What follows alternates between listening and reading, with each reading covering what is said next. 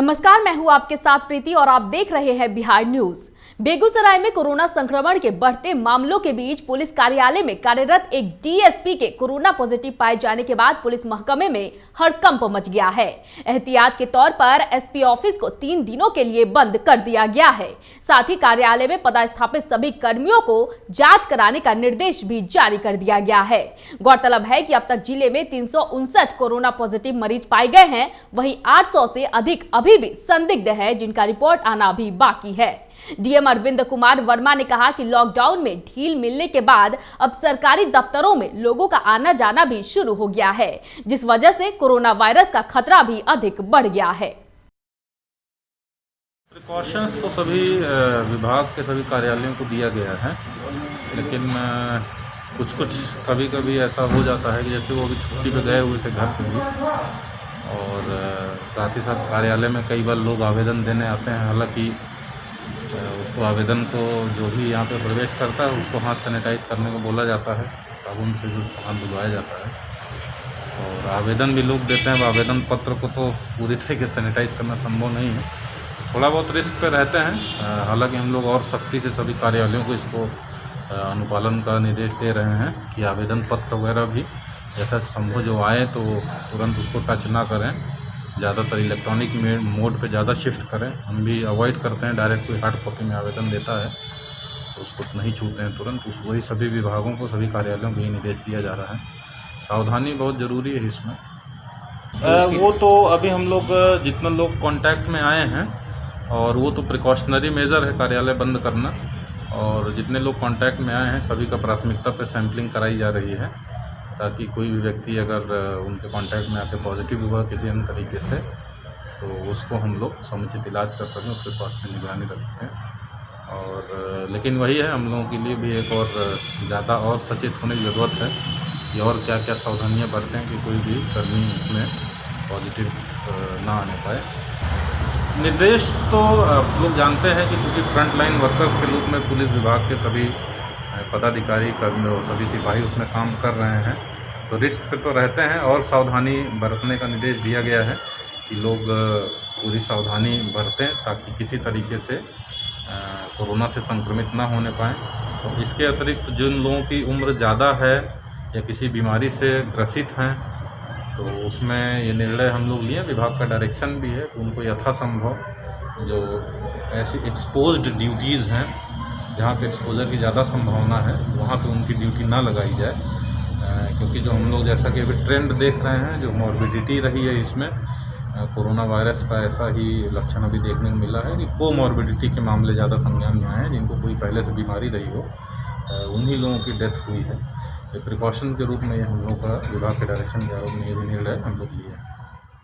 मसौढ़ी के 81 लोगों का रैंडम सैंपलिंग कराया गया था, जिनका मेडिकल रिपोर्ट आ चुका है, जिसमें 16 लोगों का कोरोना रिपोर्ट पॉजिटिव पाया गया है।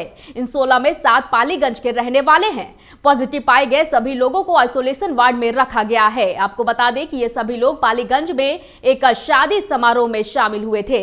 वहीं उस शादी में बना दूल्हा भी कोरोना पॉजिटिव पाया गया था, जिसकी मृत्यु शादी के 2 दिन के बाद ही हो गई थी। बताया जा रहा है कि ये सभी पाए गए कोरोना पॉजिटिव लोग उसी परिवार से संबंधित है। अभी मसौढ़ी में कुल कितने लोगों का रैंडम सैंपलिंग किया गया, जांच की गई, और कितने लोग उनमें पॉजिटिव पाए गए? शनिवार को रैंडम सैंपलिंग में 81 का करवाया गया था, उसमें 16 पॉजिटिव पाया गया। 16 पॉजिटिव पाए गए। हाँ। तो जो पॉजिटिव पाए गए हैं मरीज, उन्हें कहाँ रखा गया है? 16 में अब इनसे 16 तो पॉजिटिव आया है, और उसमें है कि 7 जो मरीज है वो पालीगंज का है। वो पालीगंज में जो कुछ दिन पहले जो कहानी सुनी हुई कि लड़का जो मर गया था, शादी हुआ था, तो उसकी बारात में जो अटेंड किया है, तो उसी के फैमिली का सब जो है वो मैंने यहाँ आके जांच करवा लिया था। तो 7 को तो पालीगंज का है, वो तो हम लोग पालीगंज को हैंड ओवर कर दिए, और वो लोग कहाँ जमा भर्ती कराए तो नहीं पता है। लेकिन भगवानगंज में हम लोग जो 4 जो पॉजिटिव आया है, 4 केस जो पॉजिटिव आया है वो भी है जो उसी का फैमिली का है, लेकिन इसको हम लोग एसडीएच में करवाए हैं, और मसौढ़ी में 5 था, इसको भी हम लोग एसडीएच में करवाए हैं। क्या माना जाए कि सब एक ही परिवार से जुड़े हुए थे? हाँ हाँ हाँ, सब लोग शादी में उसका अटेंड किया है, सबका कांटेक्ट है, वो कांटेक्ट के कारण ही उसका हुआ। तो वो जो पॉजिटिव पाया गया था, उसकी मृत्यु हो गई, तो सर उसका कॉल हिस्ट्री क्या है? नहीं, वो सुनने में हमको जो इन्फॉर्मेशन मिला है कि वो गुड़गांव से आया था, और गुड़गांव से आया था, उसके बाद उसका जो शादी हो रही थी, शादी में सब लोग अटेंड किया, तो उसका क्योंकि हो सकता है कि वो पॉजिटिव पहले से होगा, और उसी में सब खाना वाना शेयर किया होगा, जहाँ भी है सब फंक्शन में सब साथ में रहा होगा, उसके चलते ये लोग ड्यू टू कंटैक्ट ये लोग भी इन्फेक्टेड हो गए। ये जो मेडिकल जांच किया जा रहा है लगातार किया जाएगा मसूरी में या नहीं? हम लोग क्या है कि जब 16 को केस मिली है, बोले ठीक है, हमारे यहाँ जांच तो हुई थी हमारे यहाँ, और लोग का कुछ जो भी है 7 जो पालीगंज का हुआ, 4 जो भगवानगंज का हुआ, 7 4 11 है जो उसी फैमिली का है। तो चूँकि कंटैक्ट है उसका, तो उसका बहुत आदमी लोग से मिला जुला है, तो हम लोग ट्रेस कर रहे हैं, उसका जितना भी कंटैक्ट है, कंटैक्ट का लिस्ट बना रहे हैं, और उस सब का हम लोग लिस्ट बनाने के बाद सबका हम लोग जांच करवाएंगे। और जो बचे हुए मेंबर जो हैं, और हालांकि उन लोग का थोड़ा कंसस भी है, हमारे पास फ़ोन भी कर रहा है कि हम लोग का कुछ आदमी छूटा हुआ है, तो सब लोग को हम लोग लिस्ट बना रहे हैं, सबको हम लोग करवाएंगे। क्या ऐसा भी लग रहा है सर, कुछ संदिग्ध की पहचान हुई है क्या? क्या चीज़? कुछ संदिग्ध मरीजों की पहचान हुई है क्या? संदिग्ध मरीजों की नहीं, मतलब अब है कि वो लोग पॉजिटिव, सब के सब पॉजिटिव पाया जा रहा है, तो उसका जो भी बाकी मेंबर जिसका टेस्ट नहीं हुआ है, तो उसको पूरा चांस है कि वो लोग भी होने का होगा, इसीलिए उसको हम लोग कराएंगे। और अभी तत्काल उसका जो भी मेंबर है, सबको सलाह दे दिया गया है कि आप लोग बाहर नहीं निकलें। जो आदमी पॉजिटिव हो गए हैं उनको तो हम लोग आइसोलेशन में डाल दिए हैं, लेकिन उनके जो अब बाकी जो रेस्ट मेंबर हैं जो कांटेक्ट में आए हैं, उनको बोला गया है कि घर से बाहर नहीं निकलें, घर में रहें, हम लोग आपका जांच का इंतजाम कर रहे हैं। सर वो पालीगंज में किस गांव में रहने वाले थे? मिट्ठीपुर बता रहा था, पालीगंज में मिट्ठीपुर कोई जगह है, वहाँ का बता रहा था। भगवानगंज जो पाए गए हाँ, वो किस गाँव? भगवानगंज का ही है। मौसम विभाग के द्वारा अररिया सहित सीमांचल के कई जिले को अलर्ट किए जाने के बाद अररिया में देर रात से लगातार तेज गर्जन के साथ भारी बारिश हो रही है। लगातार बारिश होने से जिले के सभी नदियां उफान पर है। जिले में बहने वाली नदियां परमान, कनकई, बकरा, नूना, रतवा सहित कई नदियों के जलस्तर में लगातार वृद्धि हो रही है। वहीं इस बारिश से शहरी इलाकों में भी जलजमाव की समस्या उत्पन्न हो गई है, जिससे लोगों को काफी परेशानियों का सामना करना पड़ रहा है।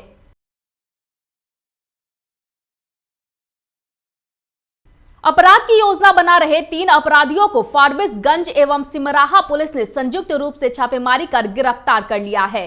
फारबिसगंज आदर्श थाना में डीएसपी मनोज कुमार ने एक प्रेस वार्ता कर मामले की जानकारी दी है। वहीं गिरफ्तार अपराधियों के पास से 2 देसी कट्टा व 1 गोली भी बरामद किए गए हैं। बता दें कि पुलिसिया पूछताछ में अपराधियों ने लूट व छिनतई के कई घटनाओं में अपनी संलिप्तता स्वीकार किया है।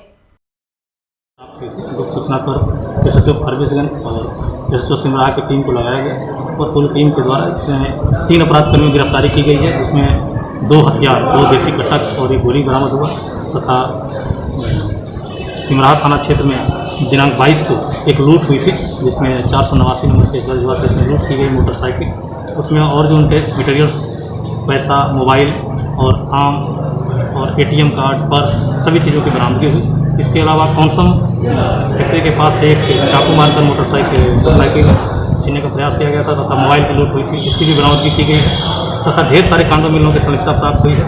इन लोगों के पास से लूटी गई 1 मोटरसाइकिल और घटना में करीब 4 मोटरसाइकिल, इसके अलावा 12 मोबाइल, 1 ड्रैगर और 2 देसी कट्टा की बरामदगी की गई। गोली भी बरामद है, इसमें 1 गोली की बरामदगी हुई है। इसमें से एक अपराधी फरार हो गया, जिसकी गिरफ्तारी के लिए छापेमारी की गई।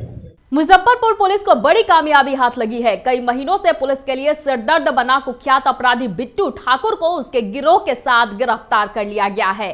साथ ही हथियार व कारतूस भी जब्त किए गए हैं। मामले की जानकारी एसएसपी जयंतकांत ने प्रेस वार्ता कर देते हुए बताया कि गिरफ्तार अभियुक्तों ने शराब के धंधे में वर्चस्व की लड़ाई में जेल में बंद अवैध शराब माफिया गोलू ठाकुर और मिथिलेश सिंह की कोर्ट में पेशी के दौरान हत्या करने की योजना बनाई थी, जिसे समय रहते विफल किया गया। गिरोह के द्वारा अभी तक विभिन्न बैंक डकैती में करीब 68 लाख रुपए लूटे जा चुके हैं। देश भर के लगभग आधा दर्जन बैंकों में बैंक डकैती कर चुके और 40 से ज़्यादा बड़ा बैंक डकैतों का ग्रुप बना चुके कुख्यात अपराधी बिट्टू ठाकुर, झुनझुन ठाकुर और रजनीश, जिसे मुजफ्फरपुर पुलिस ने पिछले 24 घंटे में लगातार कई दिनों की कार्रवाई के पश्चात में सिटी एसपी मुजफ्फरपुर श्री नीरज कुमार और उनकी टीम के सहयोग के द्वारा गिरफ्तार किया है और इसने 1 दर्जन से अधिक बैंक डकैतियों एवं हत्या की साजिशों में अपनी संलिप्तता स्वीकार की है।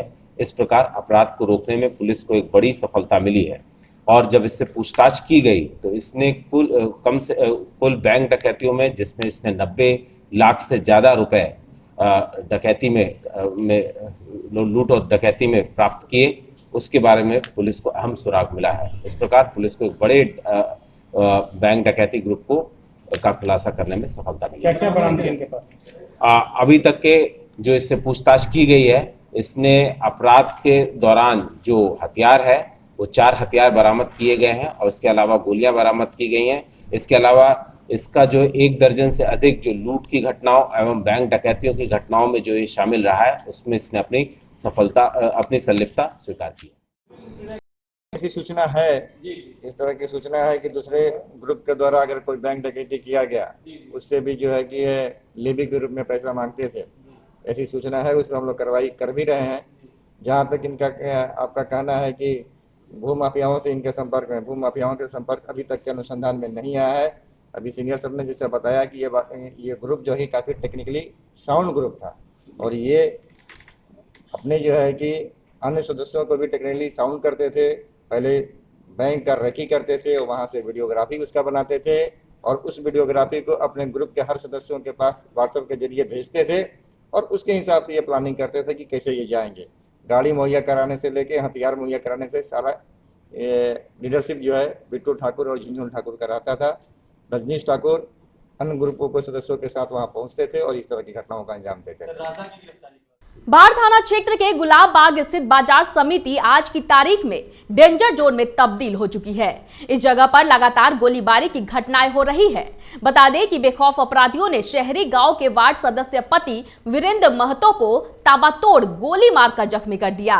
गोलीबारी की इस घटना में एक राहगीर को भी गोली लगी है। दोनों को आनन फानन में सदर अस्पताल बाढ़ लाया गया, जहां गंभीर स्थिति को देखते हुए पीएमसीएच रेफर कर दिया गया। वही घटना के बाद ग्रामीण आक्रोशित हो गए और गुलाब बाग के पास NH31 को जाम कर दिया और सड़क पर टायर जलाकर उग्र प्रदर्शन करते हुए प्रशासन के विरुद्ध जमकर नारेबाजी भी की गई। थे तो वो रोड पे उठ के देखें और उतने में मोटरसाइकिल से था, हम गलमोची लगे, हम अच्छा से नहीं देख पाए। और क्या किया तो? आया मार दिया गोली। क्या गोली? कितना गोली मारा? 4-5 गो लगा हुआ है। गोलियों रख लिया ही नहीं रे तो उसके बाद आप क्या किए? उस पर यहाँ लाए थे? हाँ, यहाँ हॉस्पिटल लाए। प्रशासन के फोन करते तो 2 घंटा के बाद आता है, कॉल भी नहीं उठाता। उस पर केस होल हुआ, वो भी नहीं अभी तक अरेस्ट किया। खाली सिरका आदमी आके अरेस्ट करता। गवाह थे? हाँ, न गवाह नहीं थे।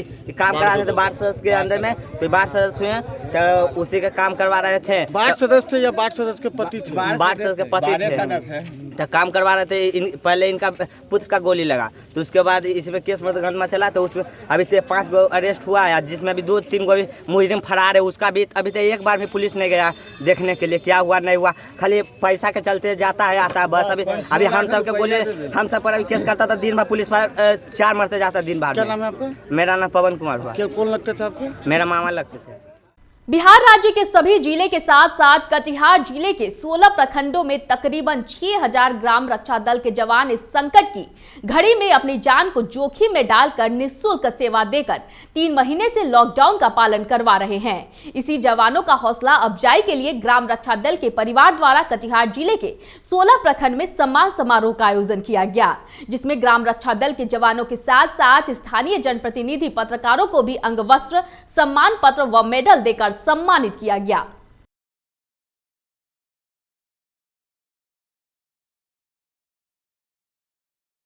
ग्राम रक्षा दल का आयोजन रखा गया था, बहुत बेहतरीन से हुआ। सभी रक्षा दल से आग्रह करूंगा कि ऐसे ही करते रहें। क्या कार्य? सम्मान समारोह था? सम्मान समारोह था। क्या नाम होगा? मेरा नाम Niranjan Koramandal. Biradpur panchayat ward number 2 ward को बहुत अच्छा खुशी महसूस हुआ और ग्राम रक्षा दल का जो भूमिका है ये बहुत सराहनीय है और मैं चाहता हूँ कि इस तरह का प्रोग्राम हो और ऐसे ग्राम ग्राम में या वार्ड वार्ड में ग्राम रक्षा दल का परमानेंट बहाली हो। सरकार से भी हम आग्रह करना चाहते हैं और बहुत खुशी महसूस किए। और मैं ग्राम रक्षा दल जो भी ये लोग भूमिका वो लॉकडाउन के अंदर में निभाए हैं, ये सरकारी पदाधिकारी भी पीछे हैं और ये लोग सबसे आगे हैं। कल से लगातार कटिहार जिले के अंदर में 3 महीने से बिहार ग्राम रक्षा दल सदस्यों के माध्यम से इस विषम परिस्थिति में जो सेवा प्रदान किया गया है, उनके हौसला हिम्मत अफजाई करने के लिए 16 प्रखंड के अंदर में प्रशस्ति पत्र, शिल्प और वस्त्र, अंग वस्त्र प्रदान कर इनके हौसला हिम्मत को मजबूत करने का हम लोगों ने ये कार्यक्रम तय किया है। परिचय सर। मैं चंद्रशेखर यादव, बिहार ग्राम रक्षा दल कटिहार जिला महामंत्री। इनकी 11 सूत्रीय मांग को लेकर सर आप कुछ 2 शब्द कहना चाहेंगे?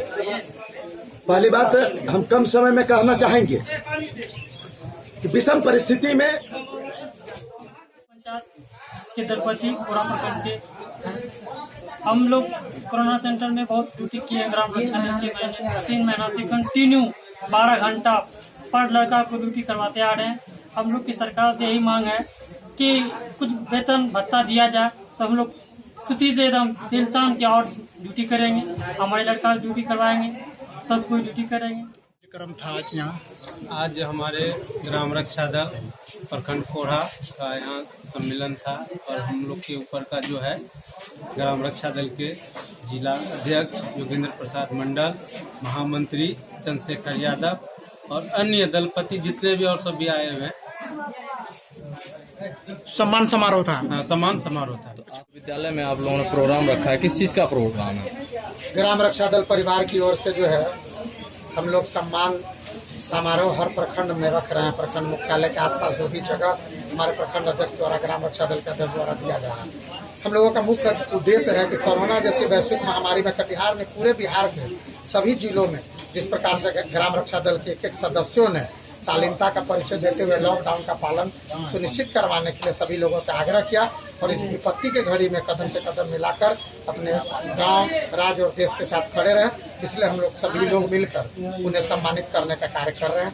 अंग वस्त्र देकर हम लोग सम्मान पत्र, मेडल, मास्क वगैरह उन्हें देकर सम्मानित करने का काम कर रहे हैं। साथ ही साथ जहाँ भी हम लोग जा रहे हैं वहाँ के स्थानीय जनप्रतिनिधि और पदाधिकारी ने भी इस वैश्विक महामारी लड़ाई में जो साथ दिया और आगे भी दे रहे हैं। तो अभी कोरोना खत्म हुआ नहीं और ये बीमारी से लड़ाई निरंतर हमारी चलती रहेगी और जहाँ तक सहयोग होगा हम लोग अपने उत्तरदायित्व का निर्वाह करेंगे। राजीव कुमार भारती बरारी, सह ग्राम रक्षा दल उपाध्यक्ष कटिहार, बिहार।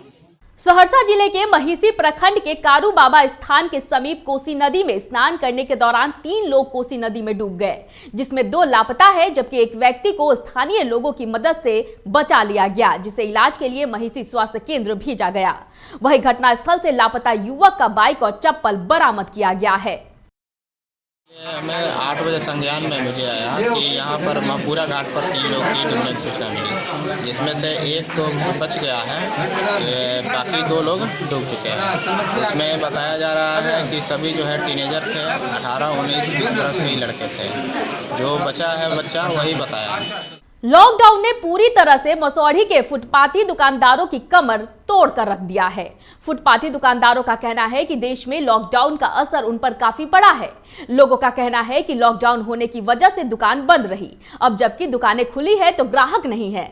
ऐसी स्थिति में वस्तुएं बिक नहीं रही हैं, जिसके कारण आर्थिक संकट की स्थिति उत्पन्न हो गई है। हम लोग परसर भूखमरी का शिकार हम लोगों का भूख का मरा, सब 12 बाल बच्चा, हम लोग रोजी रोजगार सब छीना गया, सब सामान जब के तस पड़ गया। हम लोग जो है कि फुटपाथ की दुकानदार हैं, फुटपाथ पर रहने वाले सब लोग हैं। दुकान बंद होने से हम लोग के पेट पर बहुत बड़ी आफत मार पड़ी है। 3 महीना से हम लोग बहुत परेशान हैं। दुकान में इस वक्त कोई ग्राहक नहीं है, इतना बेरोजगारी बढ़ा हुआ है, बेकारी की कोई माल का किसी तरह का कोई दाम ही नहीं लग रहा है। हम लोग इससे बहुत परेशान हैं। भुखमरी के करार छाया। भुखमरी के कगार पर आ गए, सामान नहीं बिकता है, दुकान खुल ही नहीं रहा तो सामान खुल ही नहीं रहा दुकान, तो बिकेगा कहाँ से?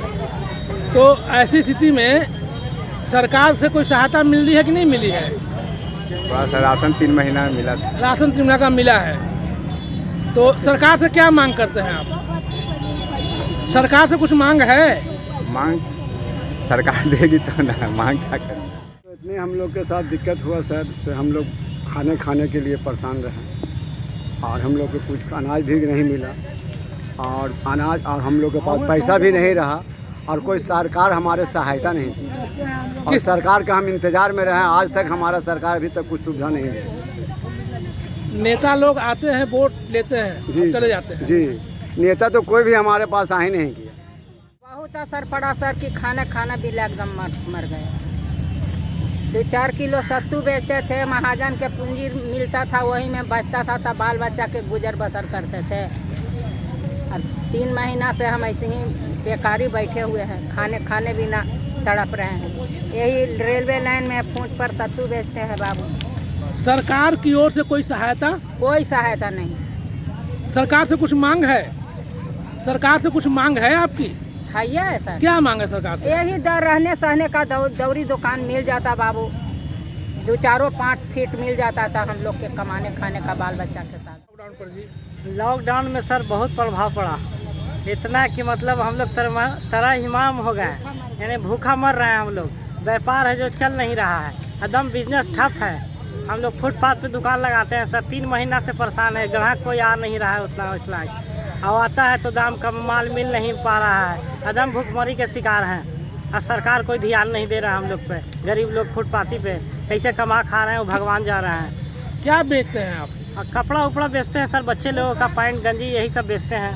ऐसे जीवन यापन करते थे। अब तो लॉकडाउन से ऐसा है कि सब दुकान पर एकदम चल नहीं रहा है, बेरोजगार एकदम समझिए हो रहा है। क्या नाम हुआ आपका? बात करें मुंगेर की तो कासिम बाजार थाना क्षेत्र के घोसी चोला इलाके में जमीन विवाद में 2 भाइयों के बीच जमकर हुई मारपीट के बाद दोनों गंभीर अवस्था में सदर अस्पताल में इलाज के लिए भर्ती कराए गए। वहीं मारपीट की सूचना मिलने पर पहुंची पुलिस ने दोनों पर मामला दर्ज करने की कवायद शुरू कर दी है।